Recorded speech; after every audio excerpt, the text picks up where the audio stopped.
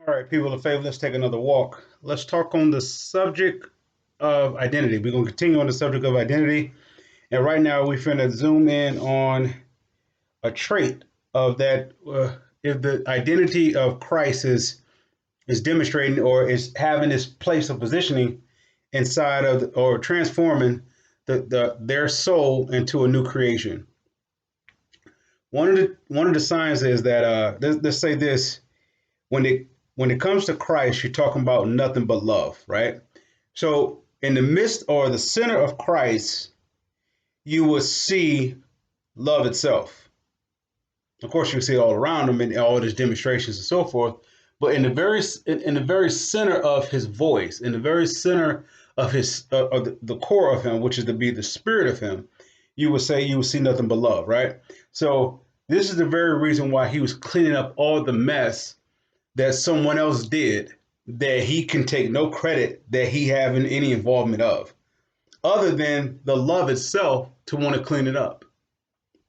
Let's focus around that. Let's put our mind around that.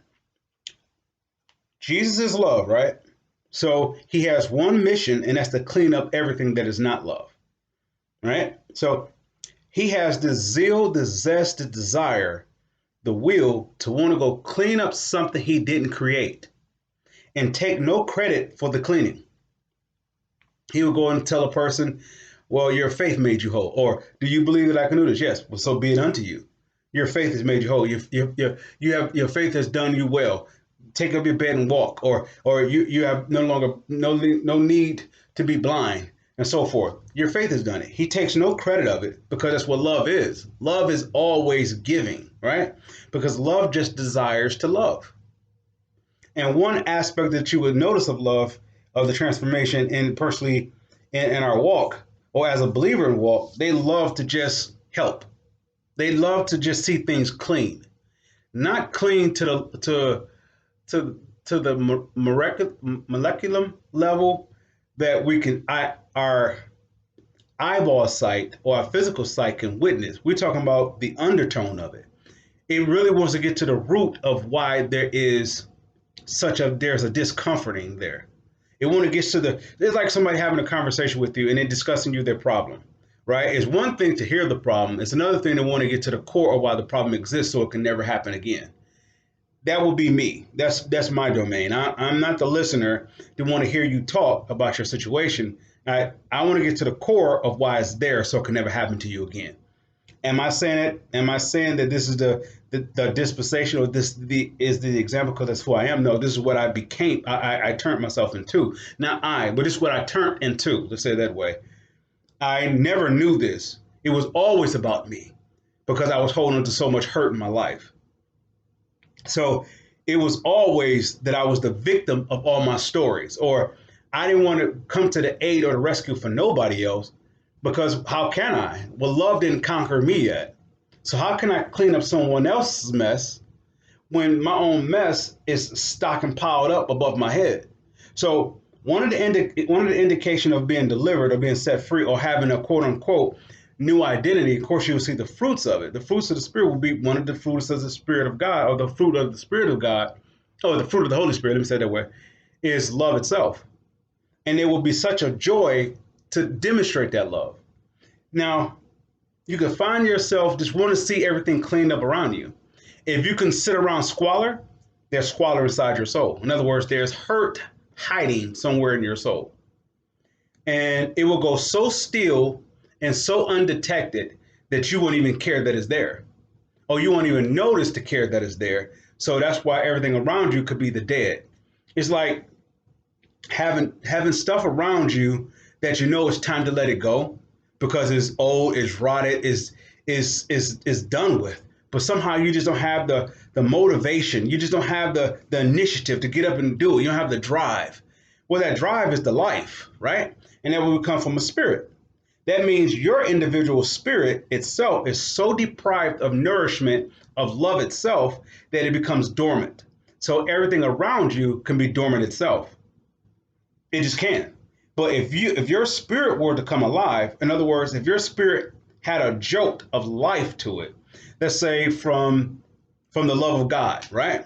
From the love of God will enter to your spirit. All of a sudden, there will be such a rejuvenation within you that you can't help but you can't sit still. You want to clean. You want to help. You want to do something. You can't do nothing, and you're not doing it on the level that you would do it to please somebody or to appease somebody or try to gain credibility or to be noticed or be recognized. You're not doing it to that level. You're doing it to a different level that you actually prefer nobody were to see you. You kind of it's like a hidden secret. Not a hidden secret, but a hidden blessing per se. You really don't want to go notice. You want it to be done because you love to help. You love to see things better, right? That because love is a brewing inside of you. Love is manifesting inside of you. It's restructuring you. So whatever's inside of you has to come out.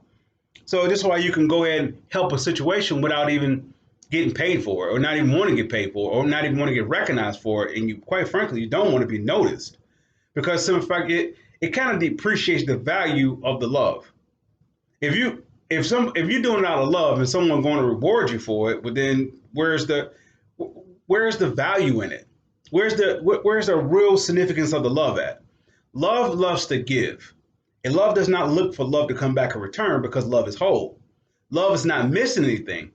Only when a soul is deprived of love, they look for a what? Immediate return. Only when you're missing something, you look for immediate return. That means something inside the soul is robbing the soul. It's stripping something from the soul, or it's distracting the soul from being made whole, which is to be perfected in God's love. So if you have someone that wants to be rewarded for their actions of love, a demonstration of love, then they are what? Incomplete by themselves. That's why they're looking for something in return. It is where you find a person that they're only as good as something of beneficial back to them. But you find a person that just loves to do it and they don't want nothing back in return, they are an extremely blessed individual. They went past what they see. And matter of fact, the provision that the individual want to bless them with or want to partake to them it's like you would tell them go give it to someone else of a need because your blessing comes from above. See, being a citizen of Christ or being a citizen of God is different than being a citizen of the flesh or being a citizen of the Antichrist. It's a different kingdom. The citizens from God or the Antichrist, oh no, forgive me. The citizens of God or the citizen of Jesus, per se, as their Lord, in that kingdom, there's no limitation to your provision. Your provision doesn't come to you by labor. It don't come to you by you making money. So like, for example, if you needed a bill to be done, a bill to be paid, and our natural means or our natural mind would say, well, you got to work for it because we're in the construct of serving the flesh. When you serve the flesh or serve the voice of the flesh, there's only one way to have a provision for yourself, and that's to work for it, right? But then when you come born again, you become a spirit, which means the old ways are passed away. Now you become working on God's clock, which is God give you the order, say, let's go do this. Let's go show some love. And he'll give you a very specific assignment to go do and take nothing back in return. Somebody say, give you proof. There's plenty of scripture where Jesus sent out his disciples to go out there 2 by 2. If they were to give you anything, take nothing from nobody. Take no money, take nothing with you. Just go. It was already, the Father already got to take care of you. So what are we saying here? We're saying that when you work for God and let's say it from this first, say it from this perspective first. When you get born again, you're plugged into a different kingdom. This kingdom is not based upon what you physically see. So it's not based upon the rules of labor. It's based upon liberation. The only way that a person can work out of liberation is that they do what? Be liberated to work. If you're already a slave, how can you be free and working? You can't. So you have to be liberated first to have liberation second.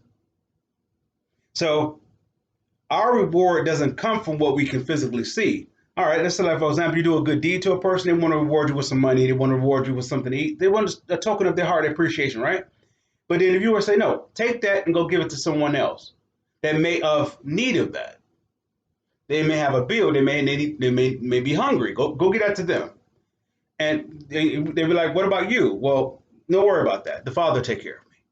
And what the Father will do for that individual, their currency doesn't work by something that physical eyes can see. Their currency works differently because what's inside of them operates differently. See how that works? So if you operate according to to deficiency, then it would your currency would be of something that's deficient.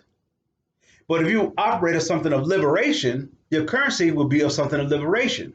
So when you do something out of love, you it have to be something from above to honestly reward you for what you did. It has to be something above the customs of fear. And normally, okay, let's say for example, if you were to do something for somebody and they was trying to pay you, they could nowhere near give you the amount of love that you gave out unless they will go above the fear level of themselves. Let's say, like, for example, and this is not every case, this is just an example. If, okay, you did something for them and they have a choice of two within them. Of course, you don't know what's going on with them. This is their contemplation within themselves. And they have a choice to give the person that helped them $10, or they can go past themselves and they can give them $50. I'm not saying that's the choice that they should do. This just the two selections that they have before them, right? Because these are two suggestions of thoughts that went across them.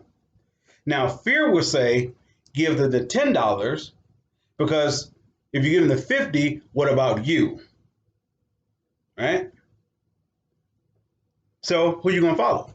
The love would say, go past what you fear. This is not every case. This is case when the Holy Spirit is talking to you. This is when you are born. Only way that the Holy Spirit can talk to you is when you are born again. It's when your life has been reconstructed from the inside of you. You will see the demonstration of that reconstruction around your environment. How can you go save the world or save someone else or restore somebody else, but when in your environment everything is going to pot, everything is being of destruction? So all of a sudden, if you change, if you're born again, if the love, no, let's say it this way, if God's love have gotten inside of your spirit, everything around you that's considered dead or broken, or that is this is how you got old furniture, and it's one of those things that is so old that you're like, I get around to it, get rid of it, get to it. And the reason why it's there because there's something dead inside of you, and that deadness won't allow you to give you what initiative we would call that, the motivation, the drive to go ahead and move it out of there. It will stay there, right? So okay, here. So now when the life comes in you, one of the first things have to go is anything that's dead. That's even if it's connected to memories, even if it's considered a memorabilia or something that is what they would call it. Um, I can't think of the word right now. Um, Out of some form of tradition or some form of um, wow, this is really getting to me. Uh, Holy Spirit, actually, give me the word when it's time. So when that life comes inside of you and it goes into your spirit, and your spirit is immediately injected with this presence of life that you want to clean up inside, it start to clean up inside of you. First thing it does is it rejuvenates life.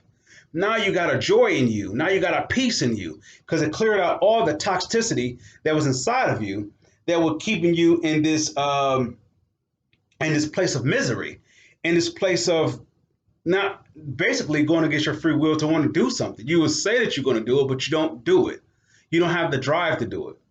So it don't give you the motivation. So now you get it start to reconstruct inside of you of those things, and then you keep going. Next, you know, you clean up your house. You clean up so much that you're doing things that you couldn't find yourself doing because you didn't have the ambition, you have the drive to do it. So now that goes to the next level. Then you start to get rid of stuff that has been there for a long time. You know, even if it's considered sentimental. There you go, Holy Spirit. Thank you. Sentimental. Even if it is sentimental, or if it has a sentimental value, you will want to see it. Even if you don't want to keep it, you don't want to throw it away. You'll find yourself being led to give it to someone because it will be a token of your heart to their heart, right? And so forth. But nonetheless, old stuff can be around you because you're no longer old inside of you. If you want to know another indication that there's misery inside of you, of course, there will be old things inside of you, old memories and so forth. You don't want to create nothing new, whatever. Let's say, like, for example, if you could look at yourself for the past 5 to 10 years, do you say you have the same similar cycle? Do you go do this, go get the results of that, go do that? Or have you stretched like past yourself? In other words, where it was, so like if you was giving out $1, like for 5 years, by the time of the fifth year, are you giving out at least $2? You know, have you grown? Have you went past the level of fear of yourself? Most cases, no, because fear would have exalted you or given you a crown to place on your head to make it all about you. You do according to how you feel. And how you feel, look at your surrounding. Poverty doesn't start when you see a person's home. Poverty is seen as the indication who lives in that home. If they have a impoverished spirit inside of them, that's the indication of their home being impoverished. They could dream, or they can have the desire, or have the dream, that the imagination to want to see better for themselves, but they won't have the jump start to get it done because the jump start starts within them. The life has to rejuvenate the life inside of them. And so once that rejuvenation starts, they go on this little spree. They want to clean up everything. They're starting off with themselves. They're cleaning out all the stuff. They're not doing it themselves. The life that's in them is doing all the work. It's getting rid of all the stuff that's making them feel bad, all the memories, all the secrets, all the whatever, the confusion, all this discomforting thoughts, the pain, the hurt, the fears, the guilt, the shame, the low self-esteem, the being talked about, or whatever the case is. Get rid. The life is getting rid of that. The joy of the Lord is getting rid of that. Somebody say, how? By talking. You would start talking. That once you invite Jesus in, He'll lead the way. By His Spirit, He'll lead the way. He'll give you something to say or something to do, starting with you first. And then next, as you change, that's like if you live in a one-room place, right? So that all you have is one room. That one room would totally look different. It won't look different as in appearing different. You will start to reconstruction everything differently. You got one room, you got nowhere to shift all furniture around, but all of a sudden your furniture was against one wall, it'll go against a different wall. In other words, it will be a different layout. Why? Because you're different from within. And then, excuse me, pardon me, excuse me. And in that one room, God will even say, all right, since you did that, let's go to the next phase. And then next, He'll start opening up your imagination, start to be open, and you can see more for yourself. And now you can see, like, okay, well, this needs to go out of this one room. This needs to go out of this one room. I can give this away because I don't want to throw it away because it is something of sentimental to me. So a sentimental value. So I give it away, whatever. And therefore, and then next, you find yourself just operating out of that one room. And next, you're going out of that one room, you're going around your house and you're making sure everything is not nice per se, like making sure that everything is in a certain line or, in perfection in that regard. But you more so, you don't mind just cleaning up around you, not just around your house. Next, that spreads to the next house. Now, all of a sudden, new things start to come to you, like new furniture or new opportunities. And how's this happening? That when you are a child of God, the kingdom of God works from the inside out. It don't work from the outside in. It's a different kingdom. So people try to work hard okay. Let's say, for example, if you're going to be born again, you're going to have to settle the debt of the flesh. What I mean by that is settling the debt of the flesh is that you no longer hold any ties to it. That means it has a way of making provision for you. It has a teaching, it has a knowledge, it has a wisdom, it has an understanding just for you to submit your soul towards it so it can be your Lord Master. But for Jesus, for the Spirit of God to be your Lord and Master, that means that you have to pledge your allegiance or denounce the flesh being as your Lord. And then what becomes your Lord now? The Spirit of God becomes your Lord. And now you find yourself the provision of God doesn't come in the way that you once saw it coming. You would have never thought that it's like you have a large bill that's due. You only think about so many ways that it can get done. Of course, we're talking about legitimately. You're talking about, okay, you work hard for it. Maybe you got to get an extra shift. Maybe get an extra job. Maybe you save a little bit more. Maybe you cut back on this. Maybe you separate from that. And then you can handle that bill, right? But what if that's not even the place? What if God can give you very specific instructions to do certain things based upon the reconstruction that you did within yourself? Or better yet, based upon the reconstruction you allowed him to do inside of you, because it's his life by his spirit is going to do all the work, but it needs your invitation. So you allow his invitation, you give him the invitation to come on in and do some reconstruction. He's going to get rid of all the stuff that made you comfortable in misery. If you want to know, if you don't want to go by my judgment call of what misery is, look around you.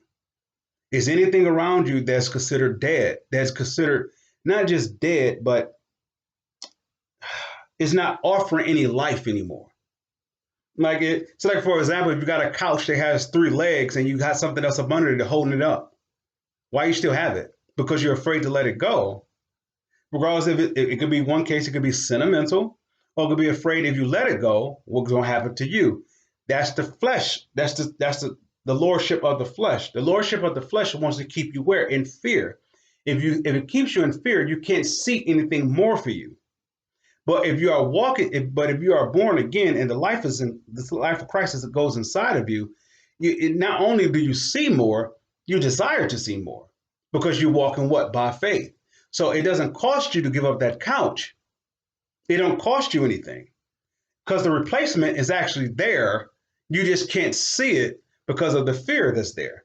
So until you do your part, God can't do his part. Remember, the currency of God does not work or does not operate like the currency of labor or the currency of working by the flesh or the ordinances of the flesh, or which basically is the Antichrist ruling that. The currency of God works in a totally different way. God said, if you allow me to give you my very best, I'll take away your very worst. It comes at a transition. A person will say, that's a no-brainer. Yeah, give me your very best, God. Come on. But that means that you got to sign off the will to give up the very worst. You got to be willing to separate from it. Just saying I will is one thing, but he's going to give you the drive. He's going to give you the spirit, the initiative to go ahead and make the decision to get rid of. He's going to give you enough strength to get rid of that thing that's been lingering there for quite some time. Everything that's based upon new is based upon the newness that's inside of you. So you could go ahead and try to save everything around you without first starting the newness in you. You're going to get yourself hurt. So we're talking about the identity still. We're still on the series of identity. But one of the impacts of the identity is the increase of not the increase, but the recognition of the transformation happening to you first. You want everybody in your household to be saved and born again. You want everybody to enjoy the prosperous life. You want everybody to come to the knowledge of Christ. You want everybody to be good. You want everybody to walk in this love, right? That starts with you. That starts with you, not with you to show anybody. That starts with God getting rid of all the secret things, all the buried things, all the things that's bringing you in shame or kept you in misery, or things that kept you, those things that's in secret. That brings you, if anybody were to hear about it or bring up to you, it does something to you, or even the thought of you thinking about it does something to you. God want to get rid of all that because all those things inside of you are like weeds, and they're choking the life of God out of you. Where you're supposed to be this beautiful display, and yet still you can't be beautiful. You have to appear to be beautiful, and it's a difference. You have to dress the part to be beautiful versus just naturally just being beautiful because inside of you is life. Versus your inside of you is death, so you got to decorate it on the outside to make it look like it's life. All right. With that being said, my people of faith, you are the blessed. Let's be the blessing. Let's keep walking. Oh, before we go, let's give the invitation to Jesus first. Okay, before all right. If anybody is at this place that you haven't known about the death, the burial, and resurrection, Jesus died so that you could have the abundance of life. So the poverty that could be that you could witness, or whatever that you're lacking or that you're missing in your life, whatever that you've been stripped from you, whatever that could have brought you shame, that could have brought you guilt, that could have brought you condemnation, that could have brought you to be in a place of being concerned or anxious or to be worrisome or to be depressed or to be of oppressed, or it could be anything that's bringing you forth, anything that's not allowing you to walk in peace. Jesus came to take all that away from you, right? So he died for that. In other words, he died so that the abundance of life can come to you and get rid of all of that which is considered death. Anything that doesn't grant you peace, anything that doesn't grant you joy. No, let's say it this way: anything that doesn't allow God to give you his joy, to give you his peace, to give you his love, to give you his kindness, to give you his patience, to give you his temperance, to give you all those things, give you his hope, to give you his faith. Anything that doesn't allow you to give you that is death oriented. So Jesus died so all that death could be removed from your soul, to be removed from you, so your spirit can raise from the dead, right? Because you are made in the image of God. And in other words, the Father says, there's only one place for you to be, and that's for you to be like my son. That's in oneness and wholeness, not lacking anything. So if there's death inside of us, that means we're lacking something. So Jesus, first of all, wanted to restore the life that came through the death of him. That's where he buried. And if something is dead, you bury it, right? But for it to be able to offer us life, it has to raise from what? The dead. So how does he raise from the dead? He doesn't raise in the natural sense. He raised in the spiritual sense. You become higher than you once was because now you have life inside of you. And that's the resurrection power of Jesus. So that's the death, the burial, resurrection in a nutshell. Now, where you may be, you want to know more specifically. You want to know from Jesus himself why did he die for you? Why did he die? Was buried, and why he rose for you. This is what you want to know. So now you're in the position to ask him, Jesus, why did you die and bury and rose for me? Now here comes the conversation. Here comes the start of this of the communication. He's going to talk to you in such a way by his spirit, and he's going to talk to you in a way that's going to have you walk towards love, right? Let's say like love is at the end of your block, right? And let's say like all of a sudden he tells you, go outside and let's go take a walk. Let's go walk down to the corner. So that will be, it's like you walking down to this corner. You don't know what you're walking into, but you're walking towards this corner. But in the process of it, as you go past each house to get to this corner, each one of them is trying to get you to do something for them. And you one by one, you say, no, I can't do that. I can't do that. I can't do that because I got to go down here. You don't got to give them the real reason, you don't have to give them a thorough reason of what you're doing. You don't have to lay out the plan. You say, I can't do that right now. Can I get back to you? So forth. And you make your way down to where? To the corner. So that's how the faith walk is. You're going to get familiar spirits. You're going to get these different seducing spirits. You're going to get the spirits of temptations, the spirits of enticement, the spirits of to manipulate you, to so forth, to get you off this trail towards love. Because in the midst of you going towards this corner and you're knocking down all these different suggestions because your prize is on getting to the corner. Your eyes, your focus is on getting to this corner.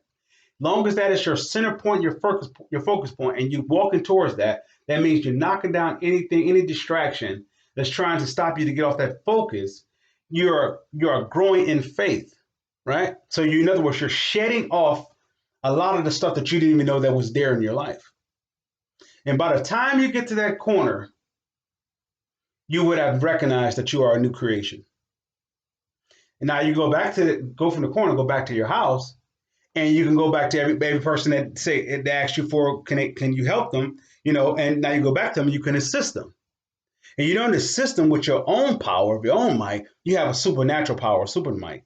So it goes past the brawn of the power of flesh and blood. Now you have a spirit to raise anybody's spirit that's from the dead. If like they're sad, you could just say one word like "Hey," and then all of a sudden everybody is just excited, ecstatic, or whatever. Because what's inside of you is the life of you. Because the death is no longer is inside of you anymore. Like once again, the kingdom of heaven does not operate like the kingdom of the flesh. The kingdom of the spirit does not the kingdom of the spirit does not walk in or work in the same fashion as the kingdom of the flesh. The kingdom of the flesh needs to see results, facial for face value results that have any kind of testimony to be true. But the spirit of God doesn't work that way. It works by spirit to spirit connection. So if a person is, you can never know. The person they ask you, can you help them? They could be on the point of doing something that can harm themselves. And by the time you come back to them, you have one word to say to them, and all of a sudden they're rejuvenated. They're doing a 180. Their world is really turned upside down. And now they don't want to go that way. They're going this way, based upon the resurrection inside of you. But that's what the walk towards love is. It's a walk of faith. That means the walk of faith is that you're walking the fears of the old man, which is the thoughts, the suggestion, the temptations, the seducing spirits, the enticement. All that stuff is basically there is corruption, and it's there to keep you in a miserable,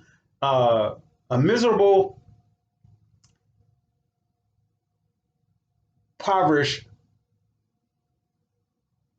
comfort.